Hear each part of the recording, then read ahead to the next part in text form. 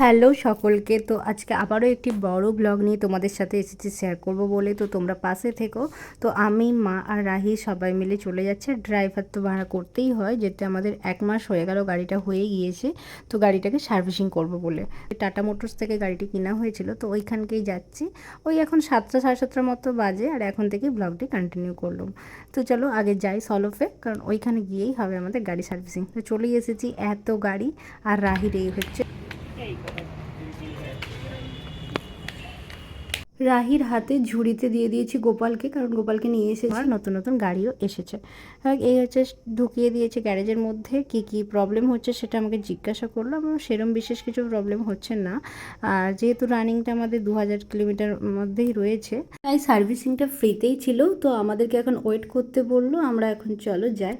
এই হচ্ছে আমাদের যেসব কাস্টমাররা সার্ভিসিংয়ের জন্য এসেছে তাদের ওয়েটিং রুম, তারা এখানেই বসে আছে। আর রাহির তো প্রচুর মজা হয়েছে, এত বড় শোভা পেয়েছে আর ঠান্ডা ঠান্ডা জায়গায় বসেছে, আর প্রচুর লোকজনকেও দেখছে, খুব মজা করছে। যাই হোক, সময়টা তো 2 থেকে 3 ঘন্টা কাটাতে হবে। আর আমার চুলের অবস্থা দেখো, বাবা, বোন আর সুমন, মানে ওই আমার বোনপো, 3জনে ওরা আসছে, ওদের জন্য একটু ওয়েট করছি। আর একটু পরে চিরুনি নিয়ে চুলটো নাচড়ালাম। আর বাবা যেহেতু ব্যাগপত্র নিয়েই এসেছে, সব কিছু গ্যারেজের মধ্যে ঢোকানো হচ্ছে ব্যাগপত্র, আর সার্ভিসিং কমপ্লিট হয়ে গেছে। এরপর আমরা রওনা দিচ্ছি মায়াপুরের উদ্দেশ্যে।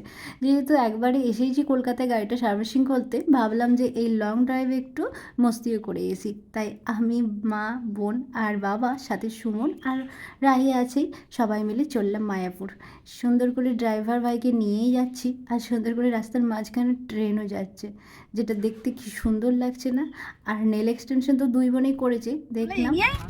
অনেক গল্প আছে গো, মুখে বলে দেয় শুধু ফরকি উড়া। এখানে কিন্তু তোর আর আমার মুখটা একই লাগছে, 2 বোন। আজকে তো আমার তো ট্রেনে করতে এসেছি তোমার। তুই আমাদের ভাই।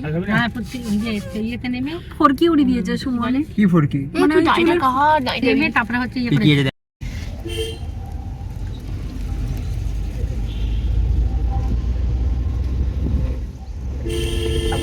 গরমের সময় লোক কম আসে। যেটা হয় ফ্যামিলি বড় হলে আর ভাই বোন একসাথে দেখা হলে যেরকম মজা হয়, বলতে বলতে গল্প করতে করতে চলে এসেছি মায়াপুর। আর বোনপো তো আমাদের সাথেই থাকে। চলে এসেছি এখন মায়াপুরে। গাড়িটা ওরা পার্কিং করুক আর আমরা যাই রুম খুঁজতে। চল, এটাই তো। হ্যাঁ, এটা আয় না, রিসেপশনে যাবে। রিসেপশন কোথায়? চল উপরে।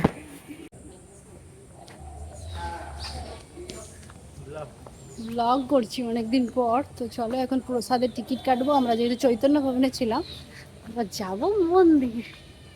এই হচ্ছে সুন্দর মন্দির, কি সুন্দর। হ্যাঁ, 50 টাকা। হ্যাঁ, 50 টাকা, 100 টাকা। আমি 50 টাকাটাকে। আমরা প্রতিবার আসলে চৈতন্য ভবনেই থাকি, যার ফলে মন্দিরটা খুব সামনাসামনি হয়। আর 50 টাকার টিকিটটা এই কারণেই কেটেছি, প্রসাদ তো প্রসাদই হয় না।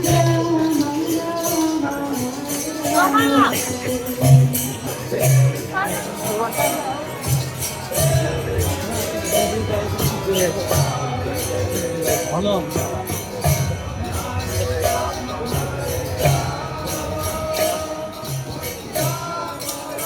ক্রস করে ইস্কনের মন্দিরে ঢুকবো বলে ভাবলাম, কিন্তু একই কেস, এইবারেও গেট বন্ধ করে দিয়েছে। ওই 4টে থেকে 5টা পর্যন্ত খোলে, যার ফলে হলো না। এইবারেও আমরা এই চন্দ্রোদয় মন্দিরেই ঢুকবো।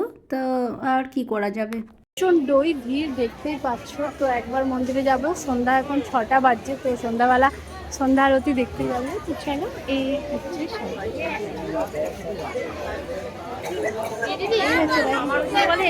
ফোনটা ওখানেই কাউন্টারে জমা করে একটু মন্দিরে ঢুকি। চলো খাওয়া দাওয়াটা সারবো। মায়ের যেহেতু পায়ে একটু ব্যথা আছে, তাই বিশেষ দূরে আর টিকিটটা আমি একদম কাটি না, কারণ গদা ভবনেই কেটেছি। চৈতন্য ভবনের পাশেই হচ্ছে গদা ভবন, এইখানে টিকিট কেটেছি। গীতা ভবনে গেলে একটু দূর হয়ে যাবে, তাই আমরা গদা ভবনের টিকিটটা কাটার কারণে সামনেই পেয়ে গেছি। তো এত সুন্দরভাবে সিস্টেম এইখানে, আমি এই প্রথমবার খাচ্ছি। যদিও আমি প্রতিবার গীতা ভবনেই খেয়ে থাকি, আর অন্নদা কমপ্লেক্সে কিছু দান করে খেয়ে থাকি যতবার এসেছি। তো এখানে সিস্টেমটা হচ্ছে, যারা বয়স্ক পায়ে ব্যথা তারা এইখানে খাবে, দেন যারা ভালো মানুষ পারবে ওই নিচে বসে খেতে, তারা খাবার নিয়ে ওইখানে যাবে। তো মা, বাবা, রাহি ওরা একটু আগেই লাইন দিয়েছিল, ওরা এখানে বসেই পড়েছে, ওরা খেতে থাক আর আমি আমার খাবারটা নিয়ে যাচ্ছি। কি কি খাবার হয়েছে দেখো তোমরা। প্রথমেই দিয়েছে রুটি, একটা রুটি নিয়েছি, ভাত দিয়েছে, ডাল দিয়েছে, আর এখানে সবজি একটা, ঘুগনি আর একটা করে মিষ্টি, সাথে এক গ্লাস জল নিয়ে যে যার জায়গায় চলে এসেছি। আর এই রকমভাবে সবাই বসে খেতে থাকছে, আমরাও খেয়ে ফিরবো বাড়ি।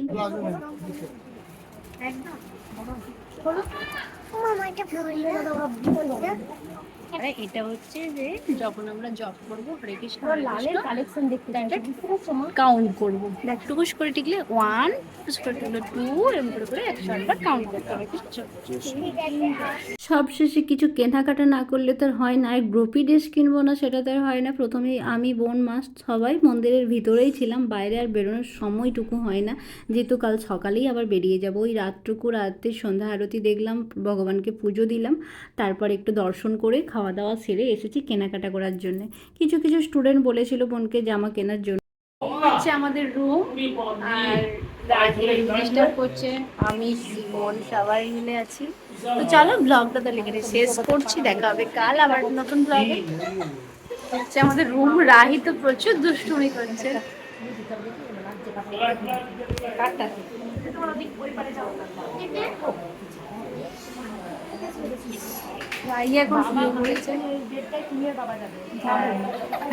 কেমন লাগছে? মজা মজা হচ্ছে। তো চলো শুয়ে পড়ি আমরা। 4টে বেডে আমরা 4জন মজা করেই শুয়ে পড়ি। গুড মর্নিং সকলকে। তো চলে যাচ্ছি এখন। এই হচ্ছে সেজন্য ভবনের রুম, সাথে তো গোপুকে নিয়েইছি, বোন পিছনে ঠিক বলেছিস। ভেবে দেখলাম একটু প্রসাদও তো নিয়ে যেতে হবে সবার জন্য, 100 টাকার করে এক একটা করে প্রসাদের থালি মানে সেট নিয়ে যাই, সবাইকে দেবো বলে। আর প্রসাদও নিলাম। তারপর এই হচ্ছে এত দারুণ দারুণ সব ফুল গাছের ফুল ভরা, দেখি মনটা ভালো হয়ে গেল। তারপর গাড়ির মধ্যে সব কিছু ব্যাগপত্র আর সেটা গোছ চলছে, গোছ গাছ করে নিয়ে আমরা এখন রওনা দেবো। তো চলো। শুধু ওইটা ঠিক আছে বল, লালের আরো একটা কাপড় দিয়ে গন্ডগোল হয়ে গেছে। সামনেটায় কী রকম লাগলে বেশি ভালো লাগবে সেটাই ভাবতে ভাবতে যাচ্ছিলাম। যাই হোক, এখানে একটা রাধাকৃষ্ণের আর একদিকে গোপালের একটা ছবি বোন কিনেইছে, সেটাও এখানে সামনে টাঙানোর জন্য। আর গণেশজিকে তো রাখা আছেই প্রথমে। তো এই করতে করতে আমরা লোকেশন দেখে চলে যাচ্ছি তারাপীঠে। প্রথমেই গাড়িটাকে পার্কিংয়ের জায়গায় রাখলাম, দিয়ে সবাই মিলে একসাথে যাব মন্দিরে, মানে তারা মায়ের কাছে পুজো দিতে। আমরা মায়াপুর থেকে সকলেই ভোরে স্নান করে মঙ্গল আরতি দেখেই বেরিয়েছিলাম, যার ফলে আর স্নান করার ব্যাপার থাকবে না। আর এখানে রুম ভাড়া নেওয়ার কোনো প্রয়োজনই নেই। আমরা এখানে জাস্ট মাকে দর্শন করব, একটা পুজো ডালা দেবো, তারপর এখানে একটু দুপুরের প্রসাদ গ্রহণ করব, তারপর আমরা বেরিয়ে যাব। এইটুকু ভাবনা চিন্তা নিয়েই এসেছি, মানে হঠাৎ করে প্ল্যান। এই হচ্ছে তারা মায়ের মন্দির, আর প্রচুর লোকেশন আর ভিড় এতটাই বেশি, মায়াপুর যেন নিশ্চুপ জায়গায় ছিল। চারিদিকে এত মালা দেখে মন ভরে যাচ্ছে।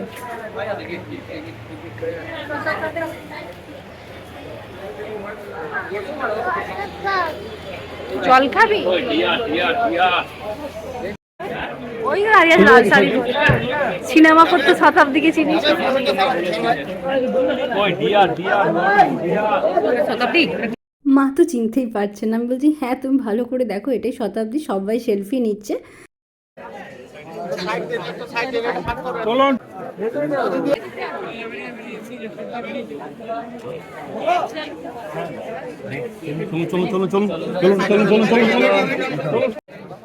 যাই হোক, সবাই যখন নিচ্ছে আমিও একটু নিলাম সেলফি। যথেষ্ট ভালো ব্যবহার, সবারই সাথে হাসি মুখে একটু করে ছবি তুলছে, কাছে এসে দাঁড়াচ্ছে, যেটা আমার সাথেও করলো। তারপর চলে গেল।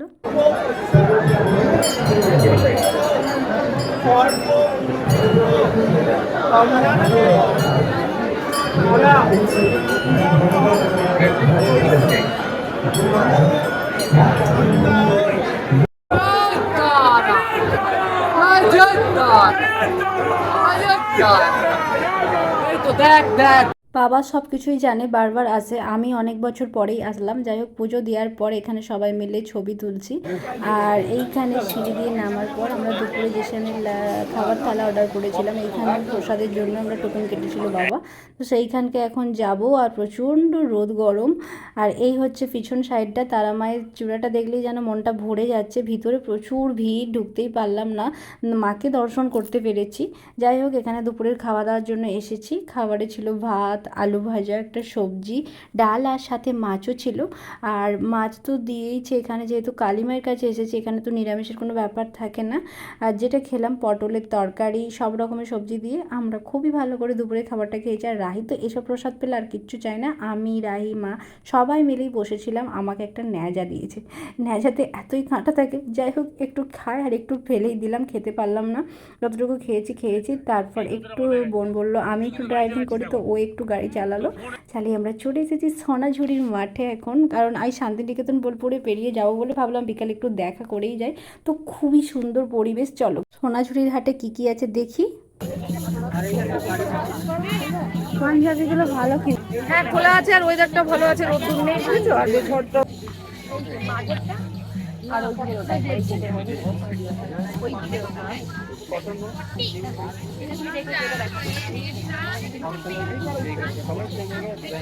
বোন আর মা ওইদিকে ব্যাগ কিনতে থাকছে আর আমি এদিকে কিছু জিনিসপত্র দেখছি। আর শাড়িগুলো দেখতে থাকছি কীরকম কোয়ালিটিটা, খুব সুন্দর দেখতে কিন্তু প্রচুর দাম।